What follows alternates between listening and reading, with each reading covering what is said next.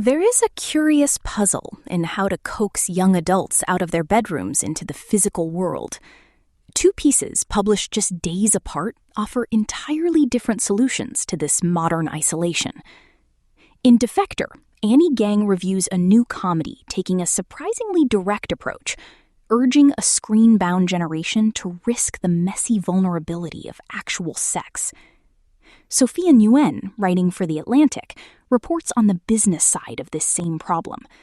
Theater owners are betting that if human connection isn't enough to draw 20-somethings out of the house, maybe heated recliners and self-serve beer walls will. What emerges is a striking contrast in what it actually takes to get a young audience to simply show up. A lonely generation is trading intimacy for therapy speak and a solid night of sleep. Writing just last week, Geng reviews a new Greg Araki comedy that calls out this exact retreat from vulnerability. Notice how she contrasts the film's clueless 23-year-old protagonist, a guy who literally has question marks tattooed on his hands, with an older generation's messy, driven libido, turning a movie review into a raunchy plea to risk getting hurt. Everyone believes their generation is uniquely maligned. Invariably, so do I. The formative years of my generation, I'm at the older end of the dreaded Gen Z, vanished within the global despair and uncertainty wrought by COVID-19. In lieu of the presence of other human beings, many of us retreated into our phone screens and never left. The pandemic irreparably altered our sense of the future. Many are concerned about the blankness in our eyes. We don't touch grass. Instead, we bed rot. We have taken refuge in therapy speak, are increasingly skeptical of monogamy and our parents' relationships, and are incredibly, remarkably lonely. The New Yorker buzzily asked in 2025, "Are young people having enough sex?" From Vice, another headline, "Gen Z isn't having sex. They're doing this instead." The "this" we are doing is having a solid night of sleep. We may be sleeping, just not with each other. Enter the 62-year-old director Greg Araki, who is back with a message for my generation after a 12-year absence from feature filmmaking. His latest movie, I Want Your Sex, is raucous, jubilant, and unafraid to name the very chicken shit, the film's words, not mine, quirks of today's young people. Elliot, Cooper Hoffman, is 23 and clueless about his direction in life. On his hands read tattoos that say yes and no. Accordingly, everything the young Elliot does is punctuated with a question mark. Experiences in the world present themselves as either cool or embarrassing to him. He begins working for Erica Tracy, Olivia Wilde, an artist whose challenging work is drawn from her own sex life. Erica is indisputably cool in Elliot's estimation. After all, didn't she have sex with Vincent Gallo at the night of the Brown Bunny premiere? Most of all, we sense that Erica has everything Elliot lacks. Drive, identity, a career, a healthy libido. Araki's films are landscapes of sex and destruction, scored to Slowdive, the Cocteau Twins, and other artists who embody the angst of his young characters. Passion, intensity, and alienation are the fundamental feelings of Araki's films, many of which, notably his Teen Apocalypse trilogy, are about the frictions young people encounter against the injustices of their heteronormative capitalist milieu. Sex, violence, fantasy, and lawlessness happen to be the few tools a young person has in their arsenal to feel seen in their totally fucked up world.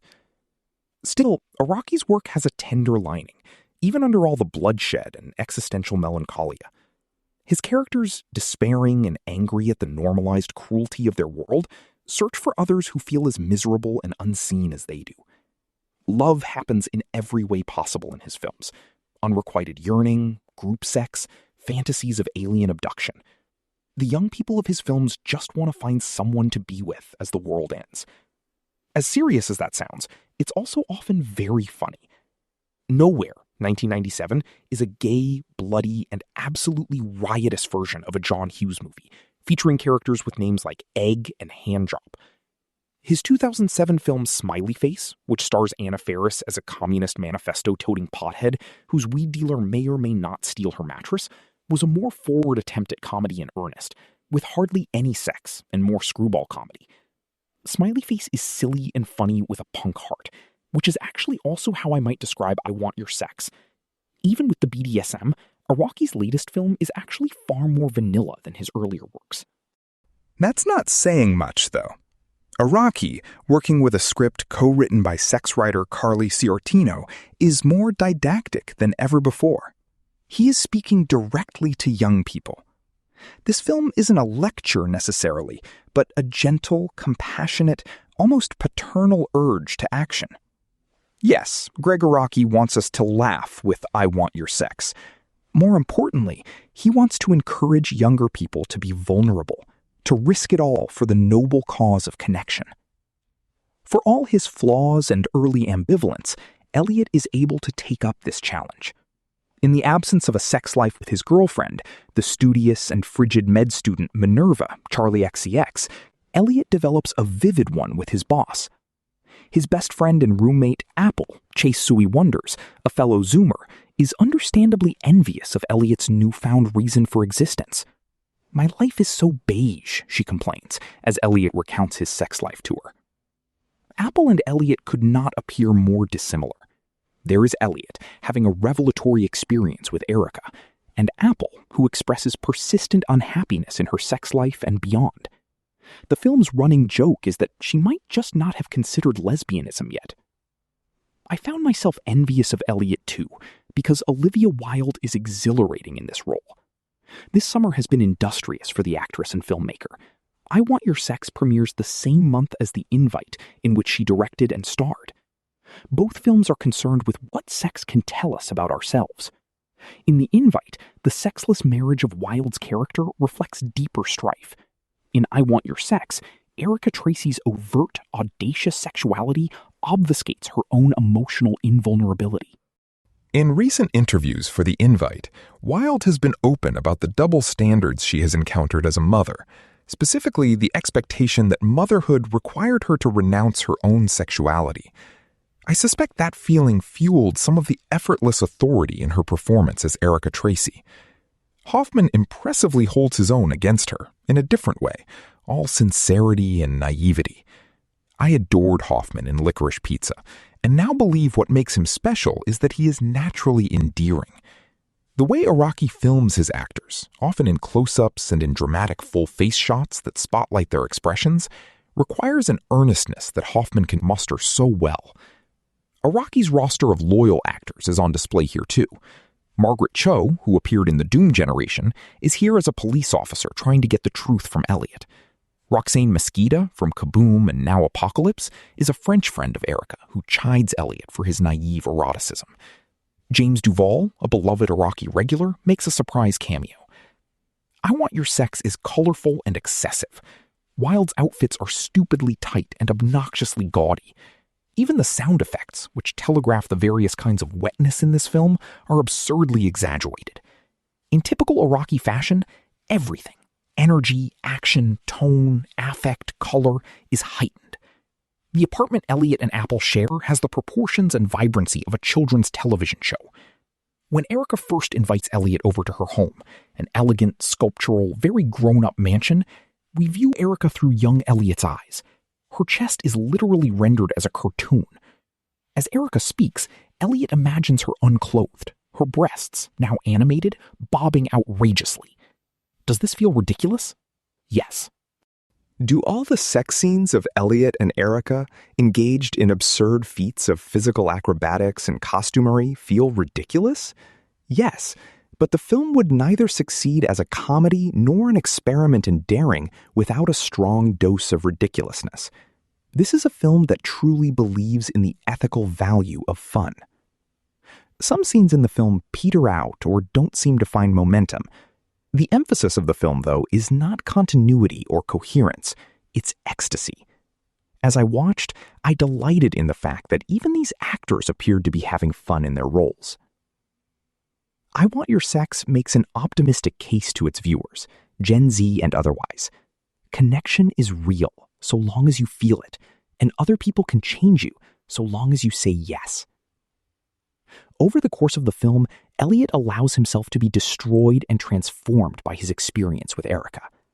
His old life incinerated in the fire of their relationship, Elliot finally begins anew, having grown the integrity to not only confront Erica for her selfishness and hypocrisy, but to also finally create the life he truly wants for himself. The credit scene of I Want Your Sex plays a blooper reel to the poppy tune of Jessie Ware's Free Yourself, whose lyrics begin, "Free yourself, keep on moving up that mountaintop." I can imagine Araki telling us just the same. Live close to your desires. Have fun. Take a chance. You, like Elliot, may just surprise yourself. Annie Geng leaves you with the image of a 62-year-old director practically begging young adults to get out of bed, risk a little embarrassment, and actually touch somebody. Her piece frames the retreat into phone screens as a crisis of physical connection. Read alongside Geng, Sophia Nguyen's reporting on the movie business takes that exact same anxiety and turns it into a corporate panic. Nguyen tracks Hollywood's obsession with cheery statistics about Zoomers returning to the cinema, driven by a very real fear that an entire demographic simply prefers staying inside. What jumps out when you put these two together is the wildly different tactics used to pull young people out of their bedrooms. Greg Araki uses his films to push for raw, messy vulnerability. But as Nguyen points out, the theater industry is trying to win them back through sheer comfort. Instead of asking young adults to brave the friction of the outside world, theater owners are trying to recreate the coziness of the bedroom, luring them with heated recliners and self-serve beer walls. The shared assumption is hard to miss. The isolation of a screen-addicted generation isn't just a cultural tragedy. It is a massive financial liability for the people trying to sell them a reason to leave the house. Is Gen Z really saving Hollywood? There's a more complicated reality beneath the cheery headlines. Sometime after Jack Black hollered "chicken jockey" in 2025's A Minecraft Movie, and before The Odyssey drove the masses mad with aspect ratio anxiety, Hollywood finally felt seen and saved by Gen Z. Over the past year, trade publications and mainstream outlets alike celebrated the news. Zoomers were coming of age and coming to the rescue of American cinema. Their theater attendance purportedly outstripped that of their elders. Their tastes in video game franchises and low-budget horror undeniably carried the day. These cheery headlines largely traced back to a single report by Fandango conducted in January. In a survey of 7,000 adults in the United States, the Gen Z responses were eye-popping. 87% had watched at least one film in theaters in the previous 12 months. The average Zoomer had seen 7 movies in that period. Compare this with Gen X at 70% and 6.1 movies, respectively. It should be noted, though, that Fandango's survey poll drew disproportionately from movie enthusiasts. 5,091 of the respondents had gone out to see at least one film in the previous year. It might seem predictable that Gen Z now drives the box office. The youngest Zoomers are entering high school and thus making their first independent purchases, and the eldest are rounding out their 20s and thus reaching for the next rungs on the career ladder. Many of them are in the season of life when discretionary income rises to meet peak discretionary time. But the seemingly outsized fanfare around these numbers makes more sense in light of the turmoil of the past few years. After the upheaval of the coronavirus pandemic, followed by the writers' and actors' strikes that snarled the production pipeline, many industry observers feared that Zoomers were a lost demographic. This cohort of young adults, historically a core part of Hollywood's customer base, had come of age at a moment when there were fewer new things to watch and more reasons, such as streaming, to stay inside. Theatrical films don't have a future if you can't capture the younger audiences of today, who are going to be the older audiences of tomorrow, Paul Dergarabian, a senior analyst for Rentrack, a box office research firm, told me. Fandango's study, which was released ahead of CinemaCon, the annual convention of theater owners, told the industry what it wanted to hear, that people would continue going to the movies. But the big picture is murkier. I think that there's a lot to be optimistic about, but I would not put the return of theatrical back at the feet of Gen Z, Kevin Goetz, the CEO and founder of Screen Engine, a research and analytics firm, told me. I wouldn't proclaim victory quite yet. Although other surveys also observe strong youth turnout, the proportions are far less dramatic. Pew, for example, found in a survey last summer that 67% of people ages 18 to 29 had seen a movie in the theater in the past 12 months. This year brought real evidence of cinema's appeal to the youth. The runaway success of Backrooms and Obsession marked the coronation of YouTube auteurs as bankable directors and drew notably fresh-faced crowds. Even with such turnout, this year's box office is unlikely to return to the heights it regularly reached in the past. More people are staying at home. In 2019, the share of the non-movie-going population was 24%, according to Vista Group, which provides analytics and software for the film industry. In 2024, that number hit 30%. People who still go to the cinema do so less often. In 2025, theaters in the US and Canada sold approximately 2 tickets per capita, less than half of what they sold in 2002. Other surveys, from more disinterested sources than Fandango, indicate that although theater attendance has somewhat recovered from its pandemic lows, Gen Z sees fewer movies than past generations of youth. In fact, the drop-off is starkest among young people. In 2007, according to data provided to me by Gallup, 18 to 29-year-olds went out to see an average of 9 films. In 2025, the same demographic saw 4.3 movies. As their movie-going frequency has fallen, Gen Zers' habits have started to converge with those of the general movie-going population, Matthew Liebman, Vista Group's chief product, innovation, and marketing officer, told me. In other words, kids today don't behave that differently from older people. The numbers point to a broader behavioral shift. Movie-going used to be a matter of habit meeting spontaneity. Teens loitering at the mall, couples on a date, friends gathering for a night out. These groups reliably showed up at the multiplex and would pick a showtime once they were already in the door. Today, patrons generally plan their cinema visits in advance, and the question of what to see has collapsed into the question of whether to go at all. Once moviegoing went from routine hangout to major outing, theaters had to adapt. Many have, over time, diversified their offerings. In a phone call, Bob Bagby, the CEO of B&B Theaters, rattled off a cruise line's worth of activities now offered at his various locations, including mahjong, trivia, and bingo. Some locations have bocce and pickleball courts. Other chains have added ropes courses and axe throwing. I've seen it, Bagby told me, of the latter. Our insurance people said, no, don't do that. But even the core elements of the cinema experience have changed. If you're going to get people to look up from the screen in their palm, you have to offer the biggest one possible. If seating is reserved, it needs to be sumptuous. One theater chain president told me that its recliners had heating and cooling settings.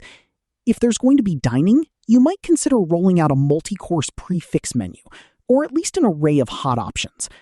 If your lobby is being treated like a special destination, it should also look the part. The Gen Z crowd wants to come in and be somewhere cool, says Penn Ketchum, the managing partner of the theater chain Penn Cinema, describing the 24-tap self-serve beer wall he installed in one location as part of a $2 million renovation. They don't want to come through a dingy, dusty, aged lobby. They want to come in from the parking lot and be somewhere that's worthy of being in the background of their picture. Over time, people have been trained to spend more at the theater when they go. Alicia Reese, a senior vice president of equity research for media and entertainment at the financial firm Wedbush Securities, told me. This is a boon for theaters because concessions have much higher margins than the films themselves. Moviegoing now comes with an air of occasion. In an era of screen abundance, Hollywood has tried to differentiate the theatrical release by creating an artificial sense of scarcity and transience. The industry has borrowed the tactics of touring artists and fashion drops, promoting limited premium format screenings and slinging special edition popcorn buckets. But encouraging audiences to associate moviegoing with all the trimmings and treats, Liebman said, also has drawbacks. It creates an affordability misperception, which may dampen their appetite for regular visits. Gen Z may be filing into more auditoriums than expected these days. And even if they're doing so less often than their predecessors, and even if their seats are bigger and squishier and spaced less densely than before, their presence certainly ensures some kind of future for the theatrical model. But when you consider the experience that's been retooled around them, one that depends on so many things beyond sitting in a dark room together as a projector rattles, it's hard to shake the sense that the pictures have gotten small. What lingers here is the gap between two very different ways to empty out a teenager's bedroom. A filmmaker begs young adults to drop their screens and risk the messy vulnerability of physical touch. Theater owners just try to coax them out with heated recliners and self-serve beer. One demands emotional friction. The other promises pure comfort. Both want to pull a lonely generation back into the physical world. The question left behind is this: does wrapping someone in luxury actually help them connect? Or does it just move their isolation into a darker room?